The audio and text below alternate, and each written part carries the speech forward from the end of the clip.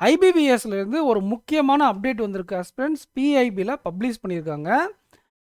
IBPS இனி conduct பண்ணக்கூடிய எக்ஸாமை இந்த ஆர்டரில் தான் இனிமேல் நடக்க போகுது. அண்டு அது மட்டும் இல்லாமல் இன்னொரு முக்கியமான விஷயமும் இருக்குது. அண்டு ரிசல்ட்ஸும் இந்த ஆர்டரில் தான் இருக்க போகுது. அது என்ன ஆர்டர், ஏன் அப்படிங்கிறத தெளிவாக சொல்கிறேன், நல்லா நோட் பண்ணிக்கோங்க. ஃபஸ்ட்டு எஸ்பிஐ, அதுக்கப்புறம் ஐபிபிஎஸ், அதுக்கப்புறம் வந்து பார்த்திங்கன்னா ஆர்ஆர்பி. இதுலேயும் ஃபஸ்ட்டு பிஓ எக்ஸாம் கண்டக்ட் பண்ணுவாங்க. அதுக்கப்புறம் கிளர்க்கு, அதாவது ஃபஸ்ட்டு எஸ்பிஐ பிஓ, அதுக்கப்புறம் எஸ்பிஐ கிளர்க்கு, அதுக்கப்புறம் IBPS PO, IBPS clerk, RRB PO, RRB clerk. இந்த ஆர்டரில் தான் நமக்கு எக்ஸாம் கண்டக்ட் பண்ண போகிறாங்க இனி வரக்கூடிய அப்கமிங் இயர்ஸில். இந்த வருஷமே ஆல்மோஸ்ட் அந்த மாதிரி தான் நடந்தது. இதற்கான காரணம் என்ன அப்படின்னா, சில பேர் ஆர்ஆர்பி சூஸ் பண்ணுவாங்க. ஆனால் நிறைய பேர் என்ன பண்ணுவாங்கன்னா, ஆர்ஆர்பியை விட ஐபிபிஎஸ்ஸை விட எஸ்பிஐ பிராண்ட் வைஸாக சூஸ் பண்ணுவாங்க. ஆர்ஆர்பி கிளர்க்கும் அவங்க கிளியர் பண்ணியிருப்பாங்க, எஸ்பிஐ கிளர்க்கும் கிளியர் பண்ணியிருப்பாங்க. ஸ்கோப் நல்லா இருக்குன்னு சொல்லிட்டு அவங்க எஸ்பிஐ கிளர்க் தான் ஜாயின் பண்ணுவாங்க, ஆர்ஆர்பி கிளர்க்கில் ஜாயின் பண்ண மாட்டாங்க. ஒருவேளை ஆர்ஆர்பியும் ஐபிபிஎஸும் ரெண்டுத்துலேயும் பிஓ கிளியர் பண்ணியிருக்காங்க அப்படின்னா ஐபிபிஎஸ் பிஓ சூஸ் பண்ணிடுறாங்க நிறைய பேர். பட் ஆனால் ஆர்ஆர்பி சூஸ் பண்ணுறவங்க நிறைய பேர் அதாவது சில பேர் இருக்காங்க.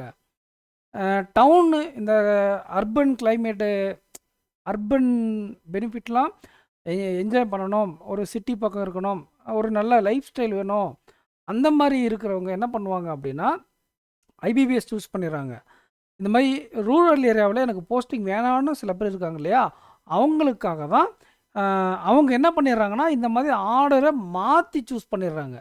அதனால் என்ன ஆகுதுன்னா, எக்ஸாம் கிளியர் பண்ணி ரெக்ரூட்மெண்ட் கண்டக்ட் பண்ணியும் கூட ஆர்ஆர்பியில் ஜாயின் பண்ணாமல் போகிறவங்க கவுண்ட் அதிகமாக இருக்குது. அதுக்கப்புறம் இதோட கொஞ்சம் கம்மியாக இருந்தாலும் ஐபிபிஎஸ்லேயும் இது நடக்குது. அதனால் இந்த ஆர்டரில் அட்டன் பண்ணிடுறது, எக்ஸாம் கண்டக்ட் பண்ணிட்டா, இப்போ பிஓ எக்ஸாம் வந்து கண்டக்ட் பண்ணி டிவி முடிஞ்ச உடனே தான் கிளர்க்குடைய ரிசல்ட் வரும், அதுக்கப்புறம் அதோடைய ரிசல்ட் லிஸ்ட் வரும். இந்த மாதிரி கொண்டு போகிறதுனால ப்ராப்பராக எல்லா இடத்துலையும் அவங்க வேக்கண்ட்டை ஃபில் பண்ணிப்பாங்க. முடிஞ்ச வர மேக்ஸிமம் பாசிபிலிட்டி அதிகம். அதே மாதிரி எக்ஸாம் ஆல்ரெடி கிளியர் பண்ணவங்க ஆர்ஆர்பிக்கு அவங்க போய் அப்பியர் ஆக வேண்டிய அவசியம் இல்லை. போன வருஷமெல்லாம் எப்படி நடக்கும் அப்படின்னா, ஒரே வாரத்தில் எல்லா எக்ஸாமும் நடக்கும். இது ரொம்ப நல்ல விஷயந்தான். ஆனால் ஐபிபிஎஸ் எக்ஸாம், ஆர்ஆர்பி எக்ஸாம் ரெண்டுமே ஒரே மாதத்தில் நடக்கிறதுனால என்ன ஆகும் அப்படின்னா, யார் எல்லா எக்ஸாமுக்கும் அவங்க படிக்க வேண்டியதாக இருக்கும். ஒரே டைமில் ஒரு எக்ஸாம் சொதப்புனா அந்த டைம் லைனில் சொதப்புனா எல்லா எக்ஸாமும் சொதப்பிடும். ஆனால் இனிமேல் வரக்கூடிய காலங்களில் ஒவ்வொரு எக்ஸாமுக்கும் படிக்க டைமும் இருக்கும். அண்ட் அதே மாதிரி நம்ம இந்த எக்ஸாம் படிச்சுட்டோம், கிளியர் பண்ணிட்டோம் அப்படின்னா வேறு எக்ஸாமுக்கு படிக்க தேவையில்லை, அப்பியர் ஆக தேவையில்லை. 6 எக்ஸாமும் கிளியர் பண்ணி 6 எக்ஸாமும் பர்ஃபார்ம் பண்ணி அதோடைய ரிசல்ட்டை பார்த்ததுக்கப்புறம் தான் நம்மளால் சாட்டிஸ்ஃபை ஆக முடியும். ஆனால் இனி அப்படி இல்லை, ஒவ்வொரு எக்ஸாம் முடிஞ்சதுக்கப்புறம் தான் அடுத்த எக்ஸாம் வருது. பட் இருந்தாலும் ரிசல்ட் ஜனவரி டைமில் தான் எல்லாத்துக்கும் வரப்போகுது தான். ஆனால் ஒரு எக்ஸாம் கிளியர் பண்ணிட்டா நம்ம அடுத்த எக்ஸாமுக்கான நெக்ஸ்ட் ப்ராசஸ்க்கு போக தேவையில்லை, இல்லை டிவிக்கோ போக தேவையில்லை. புரிஞ்சுதுங்களா?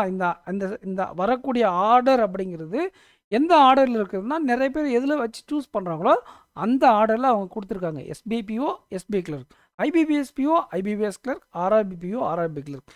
இந்த ஆர்டரில் தான் அப்கமிங்கில் எக்ஸாம் வரப்போகுது. இங்கே கொடுத்துருக்காங்க பாருங்கள், எஸ்பிஐ, நேஷ்னல் பேங்க், ஆர்ஆர்பி. அதுலேயும் ஒரு இடத்துல போட்டிருப்பாங்க பாருங்கள், ஆஃபீஸர் ஃபஸ்ட்டு, அதுக்கப்புறம் கிளர்க்கு அப்படிங்கிற மாதிரி ஒரு இடத்துல போட்டிருந்தாங்க. ஸோ ஓகே, அடுத்து இன்னொரு முக்கியமான விஷயம் என்ன அப்படின்னு பார்த்தீங்க அப்படின்னா,